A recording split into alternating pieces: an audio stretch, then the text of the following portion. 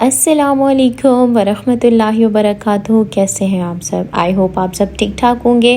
الحمدللہ ہم بھی بالکل ٹھیک ہیں. And welcome back to another vlog. اس وقت جی ناشتہ چل رہا تھا اور آج بڑے دنوں بعد میں نے پراٹھا کھایا.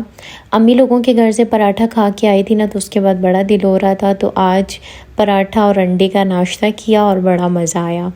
اچھا، یہ سن بلاک جو ہے نا BNB کا ہے، جو کہ میں نے آپ لوگوں سے شیئر بھی کیا تھا کہ میری اسکن کو یہ بہت سوٹ کرتا ہے. تو جو میری بڑی بھابھی ہیں یعنی جٹھانی، ان کو یہ چاہیے تھا، تو میں نے پھر ان کے لیے یہ آرڈر کیا تھا. اس سن سکرین کی سب سے خاص بات یہ ہے نا کہ آپ کی اسکن کو کوئی نقصان نہیں دیتا اور پروٹیکٹ کرتا ہے آپ کی اسکن کو. تو میرا تو اس کے ساتھ بیسٹ ایکسپیرینس ہے، تو بھابھی بھی اب اس کو ٹرائی کریں گی. لیٹس سی اب ان کو کیسے ریزلٹس ملتے ہیں. آئی نو آج کل میرے ولاگس تھوڑے لیٹ ہو رہے ہیں اور ریئلی سوری. آپ لوگوں میں سے کئی نے مجھے میسیجز کیے کہ آپ کا ولاگ نہیں آ رہا، تو مجھے اتنی خوشی ہوئی کہ آپ لوگوں کو میرے ولاگ کا انتظار رہتا ہے، آپ ویٹ میں ہوتے ہیں.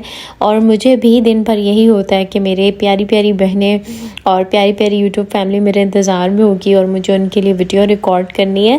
تو بس اصل میں آج کل تھوڑی سی ٹریجڈیز ایسی ہو گئی ہیں کہ جس کی وجہ سے ویڈیو ڈیلی اپلوڈ کرنا میرے لیے تھوڑا امپاسبل ہو گیا ہے. میرے ساتھ کچھ یوں ہوا کہ میں آپ کو بتایا تھا کہ میں ایکسرسائزز کر رہی ہوں، تو اس کی وجہ سے میرے مسلز بن گئے تھے. تو کچھ میرا پاؤں سلپ ہوا جس کی وجہ سے میرے مسلز ڈیمیج ہو گئے کھچ پڑنے کی وجہ سے. تو اس کی وجہ سے مجھے کافی پین تھا اور میرے لیے اٹھنا بیٹھنا آگے پیچھے ہونا کافی مشکل تھا. تو جس کی وجہ سے میں ویڈیو بھی ریکارڈ نہیں کر پائی. اور آپ کو پتہ ہے کہ انسان کی صحت ٹھیک نہ ہو تو اسے کچھ بھی اچھا نہیں لگ رہا ہوتا ہے، کہ عجیب سا چڑچڑا پن انسان کے اندر ہوتا ہے. بس الحمدللہ اب کافی حد تک بہتر ہے. تھوڑا بہت ابھی بھی درد ہوتا ہے، لیکن کافی حد تک نا میں ریکور کر چکی ہوں الحمدللہ. ایک بات تو میں نے ریئلائز کی ہے کہ صحت بہت بڑی نعمت ہے. جب انسان کے پاس صحت نہیں ہوتی نا تو اس انسان کو قدر ہی صحت کی تب آ رہی ہوتی ہے. سب سے بڑھ کر نا ہم سب کو اپنے لیے بہت دعا کرنی چاہیے کہ اللہ پاک کبھی بھی کسی کا محتاج نہ کرے. محتاجگی ایسی چیز ہے کہ جس میں انسان روز کڑتا ہے، روز اندر ہی اندر سوچیں پالتا رہتا ہے اور کچھ کر نہیں سکتا. تو اس چیز سے بچنے کے لیے بہتر یہ ہے کہ انسان اپنی اہمیت کو سمجھے، اپنی صحت کی اہمیت کو سمجھے. ایک سٹوری کافی ٹائم پہلے پڑھی تھی ایک خاتون کی، لیکن یاد آج مجھے آئی کہ وہ خاتون بڑی ہی سگڑ تھیں. جیسے ہمارے معاشرے میں اس عورت کو بہت سگڑ کہا جاتا ہے کہ جو اپنے گھر کو ویل آرگنائز رکھتی ہے. اس نے اپنے شوہر کو خوش رکھا ہوا، اپنے بچوں کو خود پڑھاتی، اپنے ساس سسر کی خدمت کرتی، انہیں واک پر لے کر جاتی، اپنے گھر والوں کو خوش کرنے کے لیے نئے نئے ریسیپیز روز ٹرائی کرتی. اس سب میں اس کو نا اپنے آپ بھول ہی گیا تھا، وہ اپنی ذات کو کہیں فراموش کر بیٹھی تھی.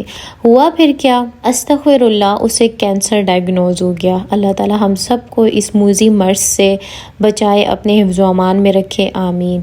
تو بس کیا تھا، اور لاسٹ اسٹیج پہ جا کے ڈائگنوز ہوا.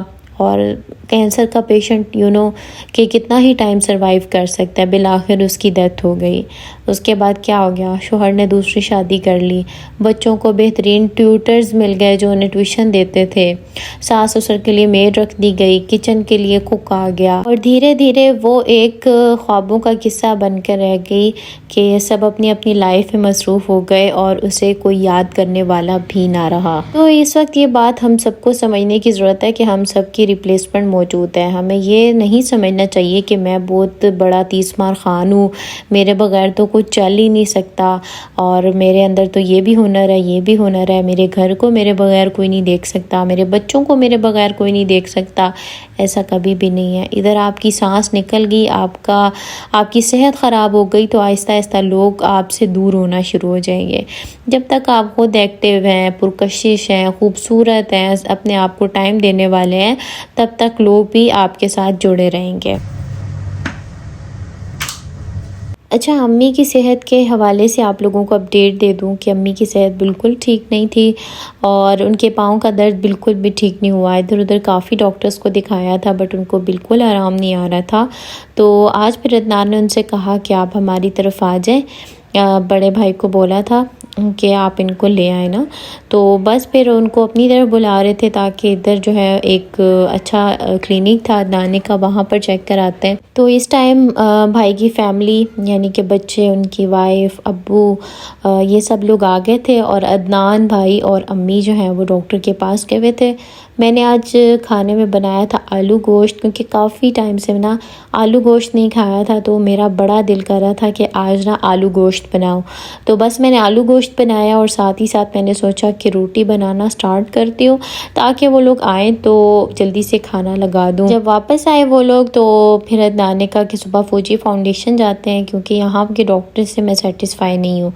تو بس پھر اگلے دن ہم لوگوں نے یہی پلان کیا کہ صبح فوجی فاؤنڈیشن چلے جائیں گے. میں یہاں پر جلدی جلدی کھانا بنا رہی تھی کیونکہ بھائی اور بھابھی کہہ رہے تھے ہم لوگوں نے جانا ہے، تو میں نے کہا پہلے کھانا کھا لیں، اس کے بعد پھر آپ لوگ چلے جائیے گا. اچھا، آپ لوگوں کے ساتھ کبھی ایک کیفیت ہوئی ہے کہ آپ بہت زیادہ سوچتے ہو، اوور تھنکنگ کرتے ہو؟ سوچنا اچھی بات ہے، لیکن اوور تھنکنگ کی بات کر رہی ہوں. تو اوور تھنکنگ جو ہوتی ہے نا، وہ انسان کی موجودہ خوشیاں بھی کھا جاتی ہے. اس حوالے سے نا میں نے ایک سٹوری پڑھی، تو میں نے سوچا آپ لوگوں کے ساتھ بھی شیئر کروں گی، ہو سکتا ہے آپ لوگوں میں سے بھی کوئی میری طرح اوور تھنکنگ کرتا ہو. تو میں نے کہانی پڑھی جس کا کچھ اس طرح سے لب لباب تھا کہ ایک شخص تھا جو ایک گاؤں میں رہتا تھا. اللہ پاک نے اسے مال و دولت دیا، اچھی آل اولاد دی، گھر بار دیا، لیکن اس کے اندر ایک عیب تھا کہ وہ نہ سوچتا بہت زیادہ تھا. بارش ہوتی تھی تو کہتا تھا کہیں سیلاب نہ آ جائے. بیوی کھانا بناتی تھی تو سوچتا تھا کہ کہیں نمک تیز نہ ہو جائے. دوست احباب ملنے کے لیے آتے تھے تو سوچتا تھا کہ کہیں یہ مجھ سے مطلب کے لیے تو نہیں مل رہے. یوں رفتہ رفتہ جو اس کی خوشیوں کے لمحے تھے وہ ایک زہر میں بدلنے لگ گئے. وہ خوشیوں کے لمحات کو انجوائے نہیں کر پاتا تھا. وہ دن بھر یہی سوچتا رہتا تھا، اگر ایسے ہو گیا تو کیا ہوگا، اگر ایسے ہو گیا تو کیا ہوگا.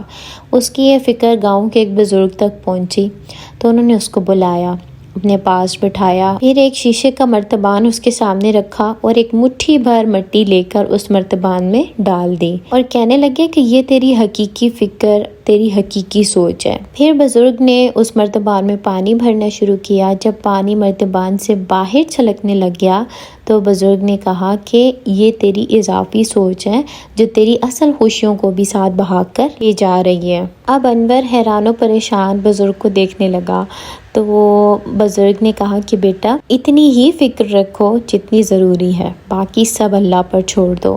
ہر لمحہ سوچ سوچ کر تم اپنی زندگی کو بڑھاتے نہیں ہو، البتہ اپنے سکون کو ضرور کم کر دیتے ہو. پھر انور نے آہستہ آہستہ اپنی عادت بدلی، اور جب بھی اس کے ذہن میں کوئی وسوسہ آتا تو کہتا انشاءاللہ اللہ ٹھیک کرے گا. یوں اس کے لوگوں سے تعلقات بہتر ہو گئے، اس کی خوشیاں بحال ہو گئیں، اور وہ اپنی زندگی کو ایک سکون کے ساتھ گزارنا شروع ہو گیا.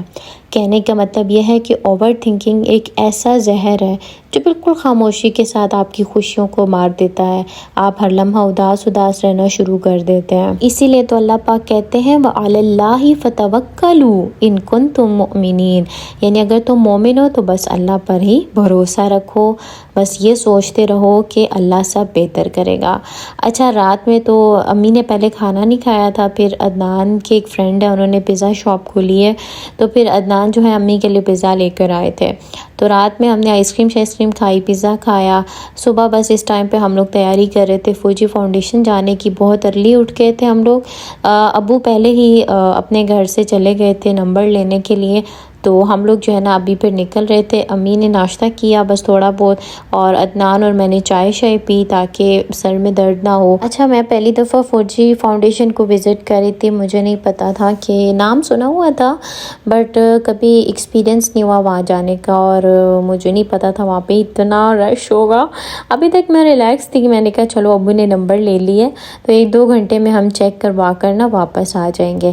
تو وہ تو ہمیں جانے کے بعد پتہ چلا کہ جی کتنی دیر میں ہم لوگ واپس آتے ہیں. ہاسپٹلس میں سب سے زیادہ انسان جو پریشان ہوتا ہے نا وہ یہ رش، ٹوکن، اور ایک بلاک سے دوسرے بلاک جانا، بڑا انسان اس میں پریشان ہوتا ہے. اور امی کا تو پاؤں کا ایشو بھی تھا جس کی وجہ سے کافی مشکل ہو رہی تھی انہیں ایک جگہ سے دوسری جگہ لے جانے میں.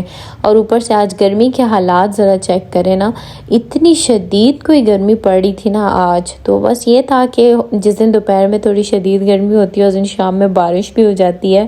تو اللہ کرے کہ بارش ہو جائے اس گرمی نے تو ہمیں ناخن چنے چبوا دی ہیں۔ خیر ہم لوگ پہنچے ادھر فوجی فاؤنڈیشن، ابو بھی پہلے سے وہاں موجود تھے، انہوں نے ہمیں ٹوکن دیا، لیکن آگے کا رش اتنا تھا یہاں پر کہ ہمیں 2-3 گھنٹے تو صرف یہاں پر ویٹ کرنا پڑا۔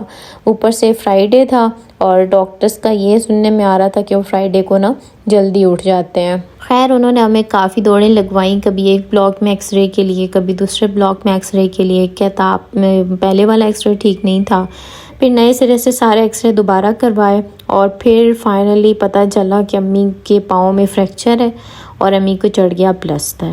اور امی تو ایسا بندہ ہے کہ جنہیں حرکت میں رہنا بہت پسند ہے، یعنی کہ وہ ایک جگہ اگر بیٹھ جائیں تو ان کو نا دل گھبرانا شروع ہو جاتا ہے۔